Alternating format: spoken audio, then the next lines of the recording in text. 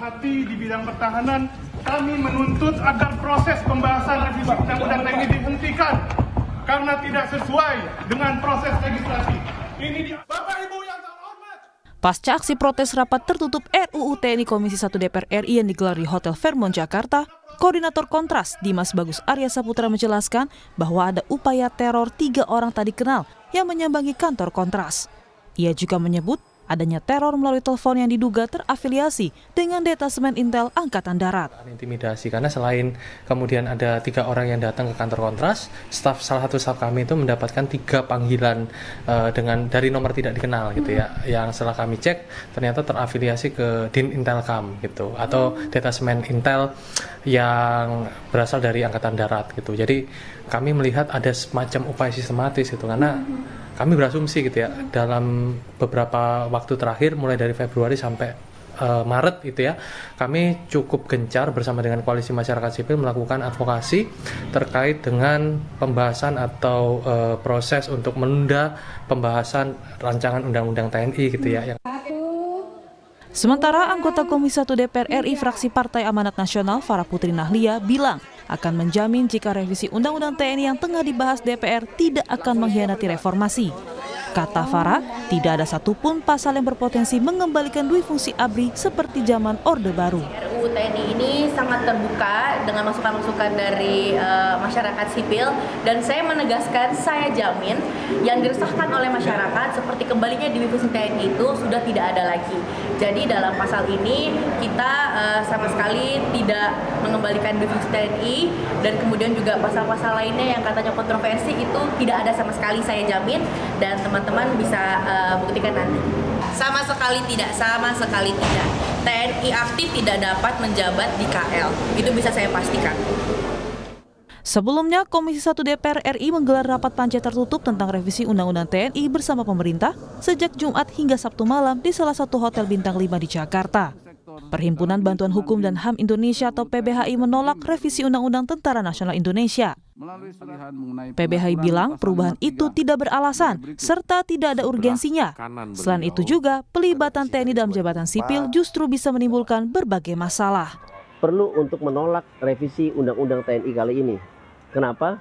Karena publik tidak melihat adanya esensi apalagi urgensi bagi perluasan atau penambahan kewenangan TNI. Keterlibatan TNI di ruang-ruang sipil selama ini justru menimbulkan kasus-kasus besar. Kasus korupsi, kemudian terlibat di dalam peredaran narkoba, kemudian penjualan senjata di Papua, dan ini tidak pernah terselesaikan sampai hingga saat ini. Dan inilah yang kita katakan bahwa tidak pernah terjadi evaluasi saat ini, sehingga penambahan kewenangannya tidak berdasar dan harus ditolak gitu. Pembahasan revisi Undang-Undang TNI kini masih bergulir. Ada beberapa poin yang dibahas untuk direvisi, di antaranya perpanjangan usia pensiun anggota TNI hingga 60 tahun dan perluasan jabatan sipil bagi prajurit TNI yang semula 10 kementerian lembaga menjadi 16 kementerian lembaga. Tim Liputan, Kompas TV. Pembahasan revisi Undang-Undang TNI masih menuai polemik. Sebagian masyarakat menilai revisi ini sebagai langkah mundur reformasi. Namun Komisi 1 DPR bilang tidak perlu khawatir terhadap substansi revisi Undang-Undang TNI yang tengah dibahas. Meski demikian, Koalisi Masyarakat Sipil dari Kontras bilang adanya teror dan ancaman pasca menggeruduk rapat revisi Undang-Undang TNI antara DPR dan pemerintah di sebuah hotel di Jakarta. Lalu jika publik tidak perlu khawatir, mengapa ada intimidasi dan apakah pembahasan revisi Undang-Undang TNI harus dilakukan tertutup di akhir pekan dan di hotel? Apa urgensinya? Kita akan bahas bersama sejumlah narasumber. Ada yang hadir di studio, Pak Usman Hamid, Direktur Eksekutif Amnesty International Indonesia. Selamat pagi, Pak. Selamat pagi. Kemudian melalui sambungan daring juga ada anggota Kompolnas Yusuf Warsim dan juga Ketua Departemen Hukum Tata Negara UGM, Zainal Arifin Mokhtar. Selamat pagi, Bapak-Bapak. Selamat pagi. Selamat pagi, Mas. Dan saudara, kami sudah berusaha menghubungi perwakilan Komisi 1 DPR untuk ikut bergabung dalam dialog pagi hari ini, namun hingga kini kami belum mendapatkan respon. Kami akan ke Pak Usman dulu. Pak Usman, bagaimana kemudian kemarin teman-teman Kontras ceritanya didatangi orang, diintimidasi, dan bagaimana respon dari Koalisi Masyarakat Sipil untuk reformasi sektor keamanan? Ya, pertama untuk kronologinya ya, itu sekitar tengah malam jam 00 sekian, 00.15 itu, dan sebelumnya juga beberapa menit sebelumnya, sebelum tengah malam, itu ada serantetan telepon yang masuk ke nomor telepon Bung Andri Yunus dari Kontras. Dan nomor telepon itu tidak ada kejelasan maksud dan tujuannya. Setelah dilacak, ada clue-clue yang menunjukkan ia terafiliasi ke dalam Kodam Jaya di Jakarta, yaitu Detasemen Intelijen. Nah, beberapa deteksi kami juga melihat namanya misalnya mungkin Topan Timur gitu. Jadi itu yang pertama. Yang kedua itu sekitar pukul 2 dini hari Minggu, itu ada beberapa orang, tepatnya 3 orang mencoba masuk ke kantor Kontras mengatasnamakan media massa. Tidak pernah di dalam pengalaman kami ada media massa ingin mewawancarai atau mendatangi kantor jam 2 malam. Ya. Apalagi di tengah komunikasi yang sudah sangat canggih, seharusnya membuat janji terlebih dahulu lewat WhatsApp atau lewat, kecuali ada peristiwa yang mendesak di kantor Kontras, malam itu tidak ada apa-apa gitu. Jadi itu membuat ketakutan, menimbulkan kecemasan. Nah, kalau menimbulkan kecemasan, ketakutan kalau ke rumah Anda misalnya datangi jam 2 malam tanpa ada janji, orang-orang yang tidak jelas dengan mengatasnamakan sesuatu yang tidak jelas, itu adalah intimidasi. Okay. Pukul 4 juga demikian halnya. Pukul 6 pagi, 7 pagi, itu juga muncul lagi beberapa orang yang ada di depan kantor Kontras. Pada saat yang bersamaan, di depan Fairmont Hotel, di sekitar Hotel Fairmont, tempat di mana proses pembahasan panja itu berlangsung, ada sejumlah kendaraan yang kami lihat terafiliasi dengan Komando Operasi Khusus TNI, Koopsus. Nah, ini pengerahan yang sebenarnya tidak tepat, karena Koopsus itu adalah satuan elit yang di tahun 2019 dibuat oleh peraturan Presiden dan keputusan Panglima TNI untuk mendeteksi ancaman-ancaman besar.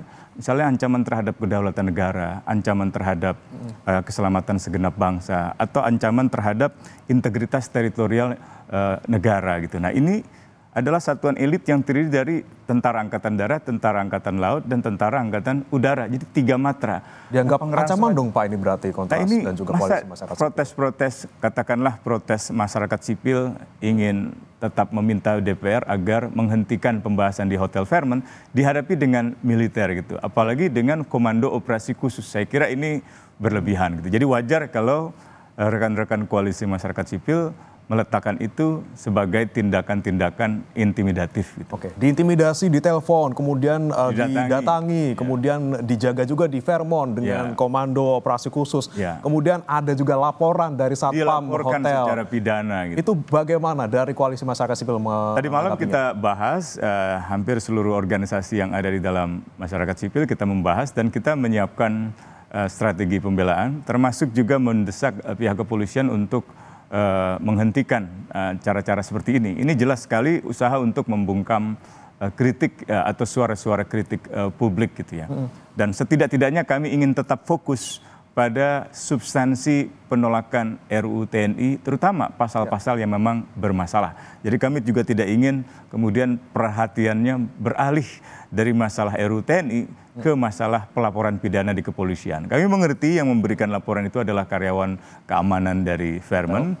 Mungkin disuruh, mungkin saya tidak tahu ya, tetapi saya kira ini adalah bagian dari cara-cara lama untuk meredam suara-suara kritis masyarakat terhadap sebuah kebijakan itu. Baik. Karena itu kami meminta agar cara-cara seperti ini dihentikan. Baik, saya ke Pak Yusuf. Pak Yusuf, sudah dengar ada laporan dari Satpam Hotel tersebut untuk melaporkan teman-teman dari Kontras, Pak Yusuf?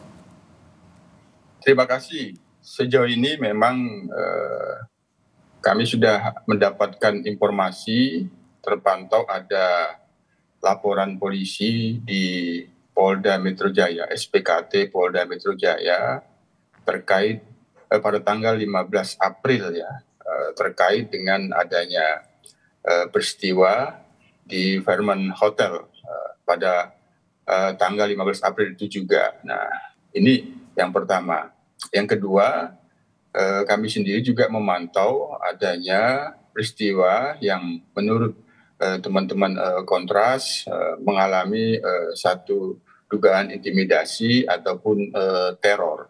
Ini kami terus pantau dan cermati. Dan memang ini tentu dalam situasi di mana demokrasi kita sedang menghadapi satu tantangan. Nah, tentu kami sebagai pengawas kepolisian dalam hal ini memastikan dan meyakinkan bahwa di kepolisian sendiri kan ada komitmen pemolisian demokratik, yang salah satu prinsip pemolisian demokratik itu adalah menjunjung dan menegakkan hak asasi manusia.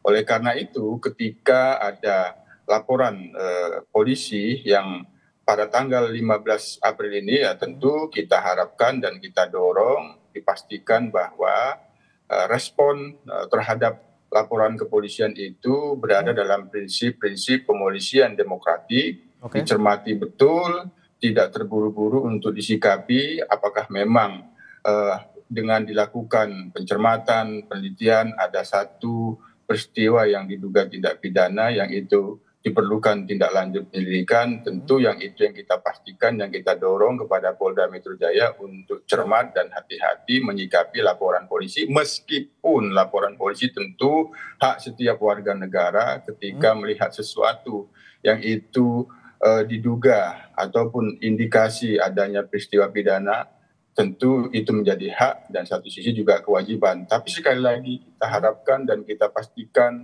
kepolisian Polda Metro Jaya dipastikan menjalankan prinsip-prinsip pemolisian demokratik di dalam memproses laporan polisi tersebut. Oke, berarti nanti kalau misalnya ada kemungkinan dari pihak Kontras atau Koalisi Masyarakat Sipil juga ikut melaporkan balik, dari polisi juga harus menerima, seperti itu Pak? Ya tentu, itu juga bagian dari hak masyarakat, hak individu ketika melihat satu peristiwa, mengalami atau mendengar adanya peristiwa yang diduga ada peristiwa pidana, itu juga merupakan hak dan juga merupakan kewajiban untuk melaporkan. Kami tentu sangat mengapresiasi nantinya apabila dari pihak teman-teman Kontras akan melaporkan kepolisian, sehingga kepolisian juga punya dasar untuk menindaklanjuti. Sejauh ini memang tentu dari pihak kepolisian, karena ini sudah ada di dalam pemberitaan bahwa dari teman-teman Kontras mengaku ada mengalami intimidasi dan teror, ini juga terpantau. Hanya bagaimana respon selanjutnya tentu sebaiknya memang ada laporan kepolisian. Baik, baik. Saya ke Mas Uceng. Mas Uceng, terkait dengan laporan dari teman-teman Satpam di hotel pada tanggal 15 Maret 2025 ini, kemudian kalau Anda melihat dari peristiwa yang kemarin ada interupsi di hotel tersebut oleh teman-teman Kontras, apakah memang bisa tanda kutip dikatakan ada pelanggaran di sana? Pasal-pasal yang kemudian dilaporkan tadi ada pasal 172, 503, 335, bahkan 217. Bagaimana Mas Uceng? Saya kira begini ya, paling pertama kita harus tarik ke akarnya.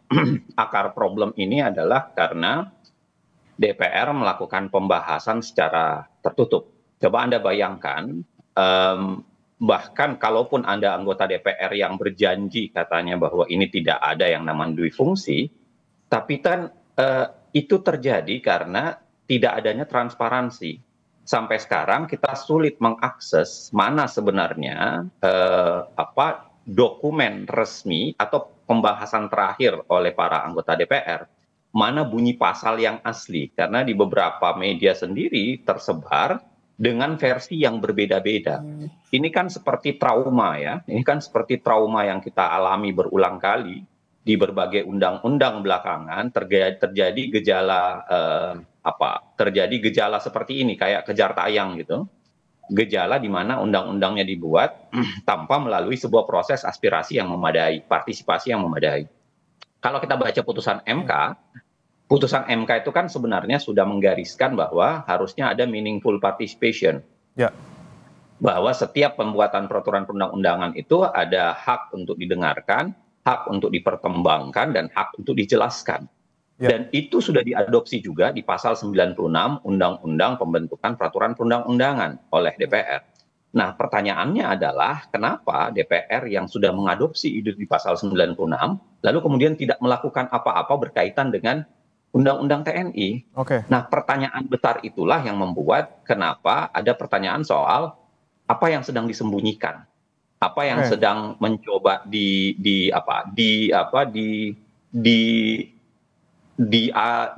dirusak di dalam proses yang tertutup itu. Baik. Nah, artinya begini, apa yang dilakukan oleh teman-teman masyarakat sipil itu adalah bukan baranya, tapi adalah semacam konsekuensi dari ketertutupan. Dan kalau kita lihat apa yang dilakukan teman-teman masyarakat sipil, sebenarnya adalah proses menyatakan haknya soal aspirasi dan partisipasi itu. Dia menyampaikan bahwa tolong ditutup pembahasan ini yang tidak partisipatif, lalu kemudian buka partisipasi. Supaya kemudian partisipasi terbuka, aspirasi terbuka, serta transparansi soal apa yang sedang dibincangkan, apa yang sedang dilakukan, dan apa yang sedang akan dibuat, itu kemudian bisa diketahui oleh publik. Baik. Saya ke Pak Yusuf. Pak Yusuf, tadi kami koreksi kembali Pak, berarti untuk laporan ini tanggal 15 Maret ya Pak ya, bukan tanggal 15 April karena kita masih belum masuk bulan April. Pak Yusuf, tapi kalau kita bahas kembali tadi soal laporan, kalau misalnya memang ada yang merasa itu adalah intimidatif, misalnya teman-teman Kontras datang ke hotel untuk mengganggu rapat, kenapa bukan teman-teman dari Panja yang melaporkan teman-teman Kontras? Kenapa harus satpam dari hotel tersebut, Pak Yusuf? Iya, tadi dikoreksi 15 Maret ya laporannya yang kita dapatkan informasi. Nah, ya tentu ini kan kaitannya dengan hak ya. Ya kita tidak bisa mengatur-atur, mengintervensi. Nah, apakah ini harus yang membuat LP Panja? Untuk itulah kami sebagai pengawas kepolisian yang bersifat eksternal ini ya mendorong dan memastikan bahwa di dalam merespon LP tersebut betul-betul cermat. Nah, betul-betul cermat bagaimana sebenarnya posisinya ya. Kalau soal Panja dan sebagainya kaitannya dengan yang melakukan rapat itu tentu juga nantinya apabila memang di dalam proses pencermatan itu dari pihak kepolisian perlu juga bekerja sama dengan Mahkamah Kehormatan Dewan, karena bagaimanapun mekanisme tata tertib rapat itu kan diatur di dalam tata tertib DPR. Apa yang dikatakan rapat Panja dan bagaimana sifat rapat itu, apakah rapat tertutup atau terbuka terkait dengan rapat pembahasan RUU. Nah, ketika itu rapat memang harusnya terbuka, tentu setiap orang bisa mengakses ketika itu terbuka. Nah, ini kan tentu terkait dengan rapat, tapi tentu pihak kepolisian dalam hal ini ketika ada laporan polisi yang disampaikan dari pihak Satpam Fairmont Hotel, yaitu tentu perlu dicermati di dalam merespon agar tidak terkesan terburu-buru, tidak terkesan nanti ada keinginan untuk melakukan kriminalisasi. Sekali lagi apa yang saya maksud tadi ini adalah dalam situasi demokrasi menghadapi tantangan. Oleh karena itu, komitmen pemolisian demokratik yang ada di kepolisian itu benar-benar dijalankan, yang salah satunya adalah menjunjung dan menghormati hak asasi. Baik. Saya ke Pak Usman lagi. Pak Usman, ini kan yang dikhawatirkan oleh teman-teman koalisi masyarakat sipil adalah rapat yang tertutup, seperti ada yang mungkin disembunyikan seperti itu. Apakah itu kekhawatiran dari teman-teman koalisi masyarakat sipil, padahal teman-teman DPR juga sudah bilang tidak akan ada dwi-fungsi TNI di sini? Iya. Pertama, kalau tidak akan ada dui fungsi, sebenarnya pengertian dui fungsi itu kan dua peran, dua fungsi dari TNI, baik itu urusan pertahanan maupun non-pertahanan. Nah, kalau kita periksa rapat Panja di Fairmont Hotel, sampai dini hari saya mendapatkan secara tertutup naskahnya, justru sudah ada pasal-pasal yang disetujui yang berhubungan dengan peran TNI di luar urusan pertahanan. Pasal-pasal apa tuh Pak yang kira-kira mereka sudah ya, misalnya setujui? Pasal tentang penugasan TNI dalam urusan di luar pertahanan untuk mengatasi atau penanggulangi masalah narkotika misalnya gitu. Atau pasal menyangkut penempatan TNI aktif atau anggota TNI aktif di jabatan-jabatan sipil. Bahkan juga jabatan sipil yang sebenarnya sangat limitatif di dalam pasal 47 ayat 2 Undang-Undang TNI, sekarang mau diperluas, tidak lagi 10 kantor, melainkan sampai 15 kantor. Jadi pasal-pasal itu sudah menjadi semacam kesepakatan di dalam Panja untuk kemudian disahkan nantinya.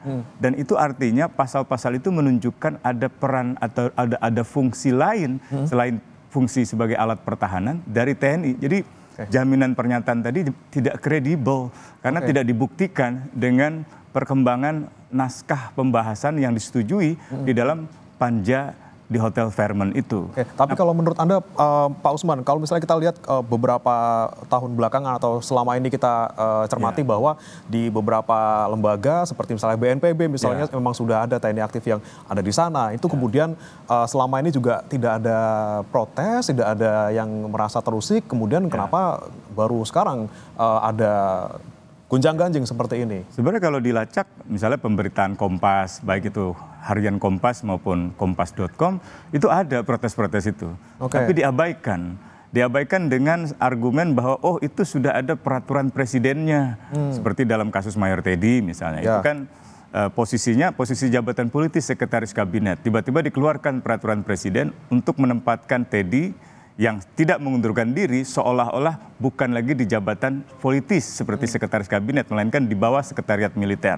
Nah itu sebenarnya keputusan yang keliru dan menyalahi undang-undang yang lebih tinggi gitu. Ada azas lex superiori derogat legi inferiori.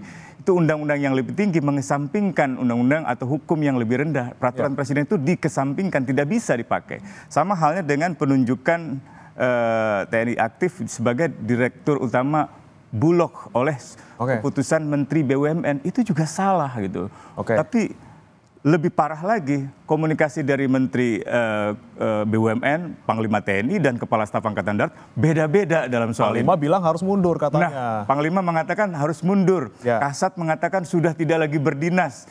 Sekarang menjadi staf khusus Panglima TNI. Ini yang benar yang mana? Gitu. Jadi komunikasi istana ini kalau mengutip Mas Budiman Danurrejo, mantan Pimret Kompas, komunikasinya sangat buruk. Tidak ada koherensi antara instansi, antara pimpinan instansi baik kementerian maupun lembaga. Termasuk di jajaran TNI, apalagi Kasat. Kasat mengatakan mereka yang khawatir akan duifungsi TNI di dalam RUU TNI itu otaknya kampungan.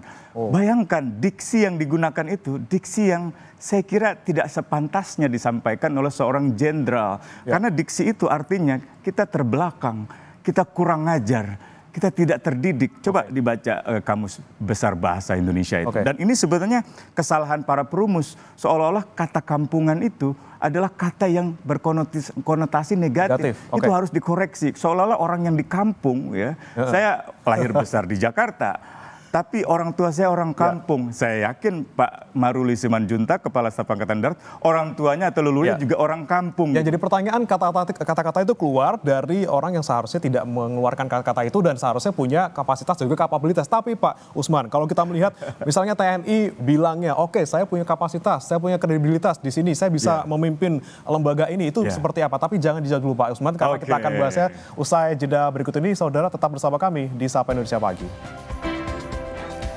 Kembali bersama kami di Sapa Indonesia Pagi, saudara, dan kita kembali bahas terkait dengan dugaan intimidasi yang diterima oleh teman-teman dari Koalisi Masyarakat Sipil terkait dengan interupsi yang dilakukan di sebuah hotel di Jakarta dalam rapat pembahasan revisi Undang-Undang TNI. Saya coba ke Mas Uceng dulu. Mas Uceng, ini kan terkait dengan kemarin rapat yang tertutup, ini kan kemudian menimbulkan pertanyaan dari publik. Ini partisipasi publiknya di mana? Nah, kalau ketika tidak ada partisipasi publik, ada bahayanya nggak nih Mas Uceng? Dan bagaimana kemudian nanti produk undang-undang yang dihasilkan, yang kontroversial seperti ini, apakah bisa legitimate dijalankan seperti itu? Kalau di tingkat riset ya, ada riset yang menarik yang dilakukan dulu oleh seorang mahasiswa di Amerika, yang itu melihat berapa banyak undang-undang, dan dia sampai seratusan tahun dia riset, itu berapa banyak undang-undang yang dibuat tanpa partisipasi itu biasanya kehidupannya tidak lama. Karena kemudian dia mudah sekali untuk diuji dan mudah untuk diubah gitu ya, dibanding dengan undang-undang yang dibuat dengan partisipasi yang memadai. Itu satu secara teoritik. Yang kedua, kenapa partisipasi itu penting? Karena partisipasi itu menjadi batas untuk perbincangan banyak hal. Satu misalnya yang banyak dikeluhkan dari undang-undang ini, kalau kita mau bedah itu kan sekurang-kurangnya ada 3. Yang pertama itu adalah paradigmanya. Bagaimana sih paradigma undang-undang TNI ketika TNI terakhir itu dianggap harus balik ke barak? Kenapa saatnya sekarang itu seakan-akan ada arus balik? mau dikembalikan ke model dui fungsi gitu. Itu paradigma. Yang kedua, tentu saja soal substansi dan isinya. Ada isi-isi yang itu secara teknis perdebatannya banyak, ya. Bukan hanya sekedar apa yang sudah dijelaskan oleh Bang Usman tadi, tapi ada beberapa hal lagi yang tetap juga mendatangkan perdebatan. Misalnya soal usia pensiun. Kalau yang beredar di publik, usia pensiunnya itu dibikin kategorisasi gitu. Brigjen berbeda dengan Letjen berbeda, lalu kemudian Maijen berbeda, Letjen berbeda. Itu kalau misalnya draft yang kita ketahui kan ada semacam seperti itu. Secara substansi perdebatannya banyak. Dan yang ketiga tentu saja adalah bagaimana bentukan undang-undang itu seharusnya kesepakatan oleh publik. Nah, partisipasi kan fungsinya di situ. Jadi dia bisa mengawal paradigma, dia bisa mengawal substansi, dan dia bisa mengawal demokratisasi untuk sebuah isi peraturan perundang-undangan. Dan itu sebabnya kenapa undang-undang penting. Yang ketiga, saya mau bilang begini, Mas. Ada semacam pemaksaan ya, kalau kita baca misalnya naskah akademik dari RUU TNI yang beredar. Ya, yang mohon maaf itu hanya beberapa halaman, tidak seakan-akan dipaksakan ya. Itu kayak semacam ada lompatan-lompatan berpikir gitu. Dia mengatakan karena TNI punya orang yang berkapasitas, maka sayang untuk tidak digunakan dalam jabatan-jabatan publik gitu. Kan pertanyaan itu bisa dibalik. Orang sipil juga banyak yang berkapasitas. Kenapa kemudian harus diambil dari militer? Belum lagi misalnya kesimpulan yang mengatakan karena TNI makin dipercaya publik, maka kemudian TNI bisa masuk ke jabatan-jabatan itu. Jangan lupa misalnya kalau kita pakai risetnya Mas Burhanuddin Muhtadi yang mengatakan bahwa salah satu yang menggeret tinggi tingkat kepercayaan pada TNI dibanding pada Polri beberapa saat yang lalu, itu karena TNI kembali ke barat. TNI tidak masuk ke wilayah-wilayah sipil terlalu banyak, yang itu diambil oleh Polri terlalu banyak ya. Kan sekarang ini seakan-akan ada, kalau istilahnya Jacqueline Baker itu ada the rise of Polri gitu. Jadi Polri itu mengalami kenaikan dui fungsi yang sangat besar. Nah, pujian terhadap TNI selama ini itu kan sebenarnya adalah karena mereka balik ke barat. Mereka kemudian bertahan tidak melakukan dui fungsi. Kok bisa menggunakan bahasa bahwa makin populer di publik itu alasan untuk balik ke barat, padahal sebenarnya dalam risetnya Mas Burhan misalnya alasan alasan makin populernya TNI itu sebenarnya adalah karena mereka bertahan tidak balik ke dui fungsi. Nah, maksud saya adalah begini, partisipasi publik itu menjadi koridor sebenarnya untuk menjaga bahwa jangan biarkan proses undang-undangnya bermasalah, paradigmanya menjadi rusak. Plus yang ketiga, paradigma cara berpikirnya itu dimonopoli oleh satu pihak kepentingan saja gitu.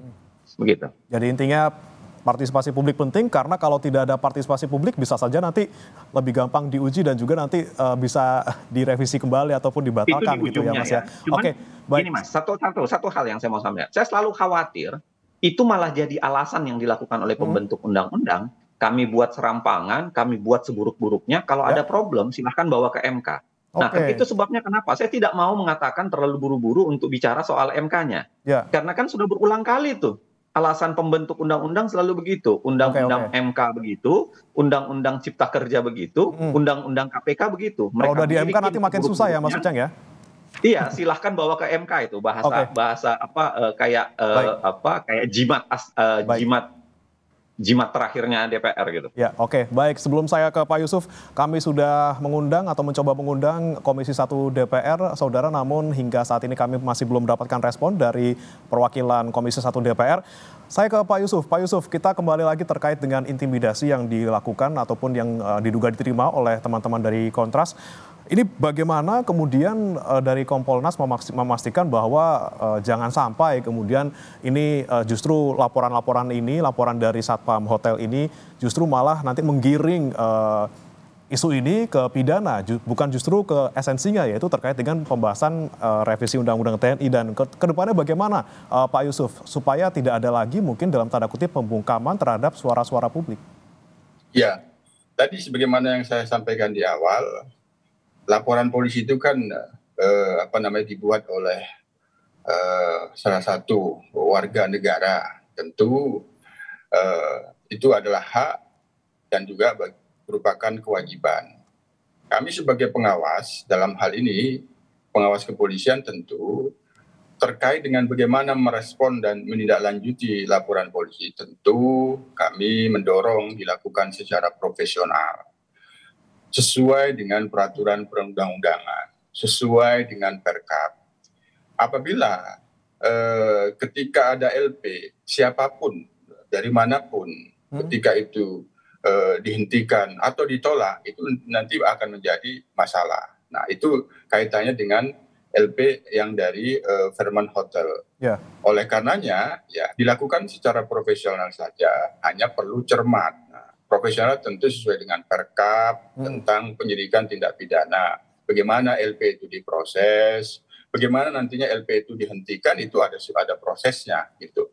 Termasuk nanti apabila dari teman-teman kontras juga akan melaporkan, tentu dipastikan bahwa LP itu tidak bisa ditolak. Nah, tapi LP itu diproses sebagaimana Perkap tentang penyidikan tindak pidana. Kalau memang tidak ada unsurnya dari LP Fairmont Hotel, dipastikan pasti penyidik akan menghentikan penyelidikannya nantinya apabila dilakukan penyelidikan. Semuanya sekali lagi tentu dilakukan secara profesional, tidak ada pemaksaan-pemaksaan. Bagaimana nantinya akan dihentikan, akan dilanjutkan, semuanya itu sudah diatur di dalam Perkap tentang penyidikan tindak pidana. Oke, kalau memang tidak layak untuk dilanjutkan akan dihentikan. Saya ke Pak Usman lagi. Pak Usman, memang ada rencana dari Koalisi Masyarakat Sipil untuk melaporkan balik, Pak? Ada.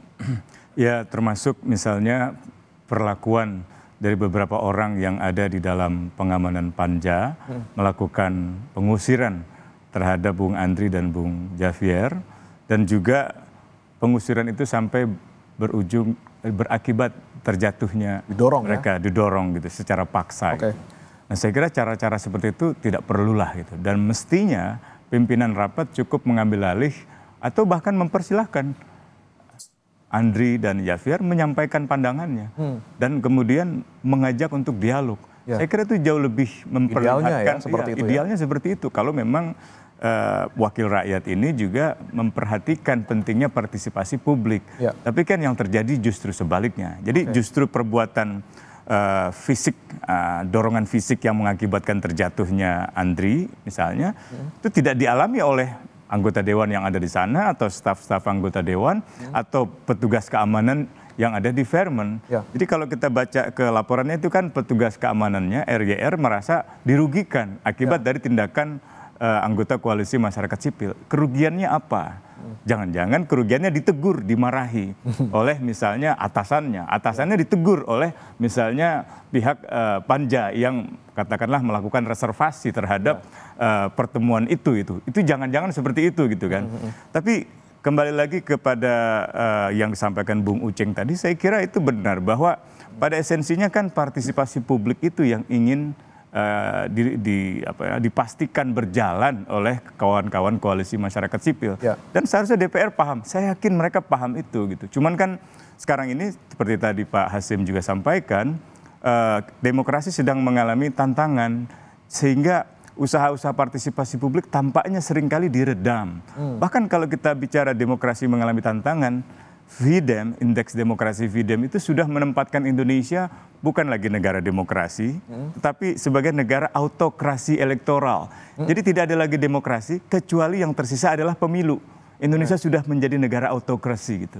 Karena kebebasan sipilnya, berpartisipasi, berekspresi, berpendapat, itu diredam. Kebebasan beroposisinya hampir tidak ada. Semua ketua umum partai kecuali PDIP jadi menteri gitu kan, rangkap jabatan, ada konflik kepentingan. Sebenarnya siapa eksekutif, siapa legislatif kalau begini halnya? Siapa yang mengawasi? Dan anggota-anggota Komisi 3, Komisi 1 maksud saya, kecuali seperti Pak TB Hasanuddin, hampir tidak ada yang bersuara kritis gitu. Kalaupun mau menyampaikan pendapat yang sedikit kritis, mengatakan atas nama pribadi. Loh, bagaimana? Anda kan sudah wakil rakyat, Anda wakil partai, Anda harusnya mewakili kepentingan umum gitu kan, bukan pribadi lagi. Ini yang saya kira sangat disayangkan. Tapi sejauh ini Pak Usman, kalau dari Koalisi Masyarakat Sipil sudah menerima informasi ataupun data belum terkait dengan berapa sih banyak teman-teman yang bersuara, kemudian ada yang dilaporkan seperti itu? Sudah ada berapa banyak? Kalau Amnesty International beberapa tahun lalu sudah merilis satu laporan yang cukup komprehensif, itu paling tidak 328 aktivis masyarakat sipil, termasuk warga biasa yang menyuarakan kritiknya, mengalami kriminalisasi, mengalami intimidasi. Ya. Dan ini sebenarnya sudah terasa sedari awal pemerintahan Jokowi gitu. Jadi 10 tahun terakhir ini demokrasi benar-benar mengalami regresi. Bahkan tadi saya katakan indeks demokrasi yang sangat kredibel, VDEM, sudah menempatkan Indonesia bukan lagi demokrasi tapi autokrasi. Meskipun masih memiliki pemilu gitu. Tapi pemilunya kita tahu diragukan oleh banyak pihak kredibel. Baik, terakhir Pak Usman, ini sebelum kita closing statement dulu. Nah, soal kapasitas tadi yang saya utang sama saudara tadi yang terkait dengan ini. Kalau mereka punya kapasitas kemampuan kredibel, kenapa enggak gitu Pak Usman? Katakanlah ya, misalnya kredibel gitu ya, di dalam konteks urusan pertahanan. Ya oke, sudah kita ditempatkan di Kementerian Pertahanan. Atau katakanlah di urusan Bulog. Masalahnya undang-undang melarang itu. Masa kita atas nama kompetensi mau menabrak undang-undang. Tapi katakanlah boleh semuanya. Wah, ini orang ini memang benar-benar mampu. Sederhana. Copot seragam Anda, kepangkatan Anda, mundur, copot senjata Anda.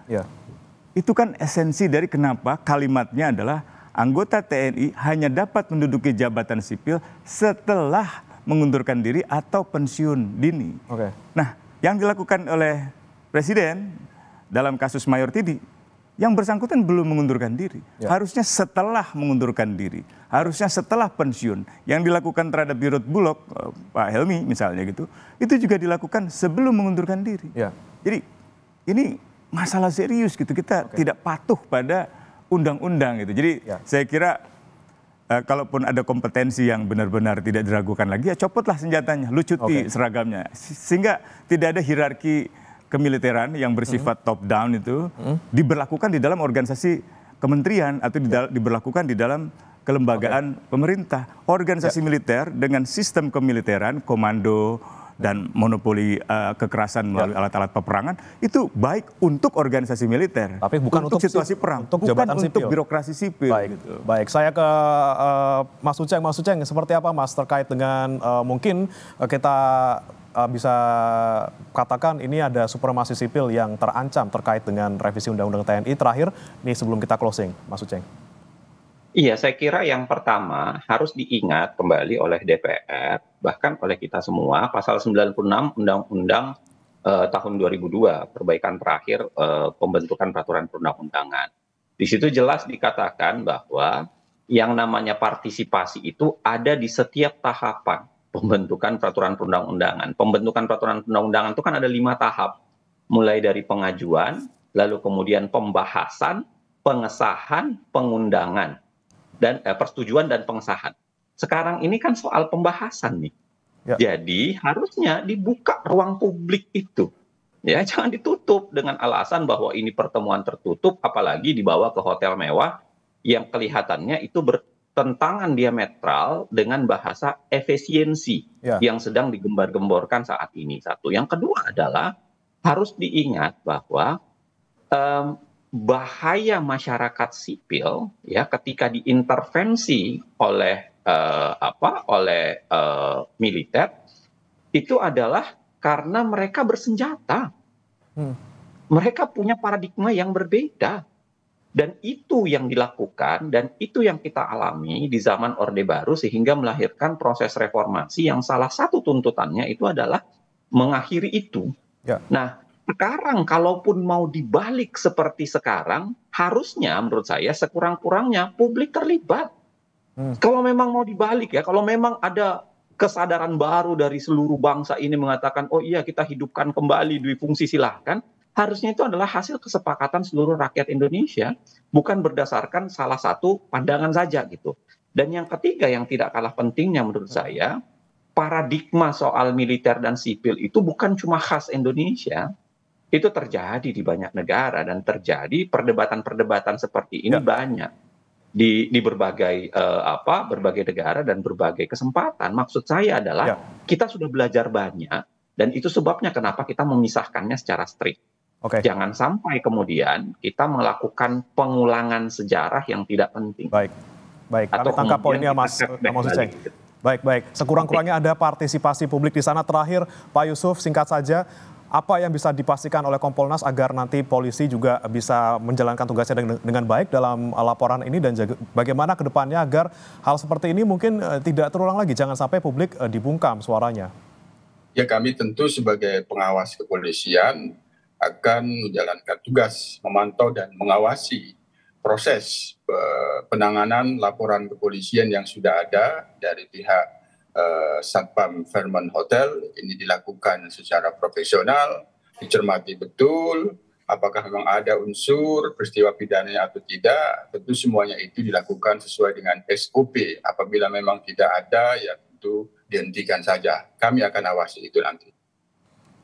Baik, terima kasih Pak Yusuf Warsim, anggota Kompolnas, Mas Uceng, Ketua Departemen Hukum Tata Negara UGM, dan terakhir juga ada Pak Usman. Terima kasih. Dari Direktur Eksekutif Amnesty International Indonesia. Terima kasih telah bergabung bersama kami di Sapa Indonesia Pagi. Selamat pagi Bapak-Bapak.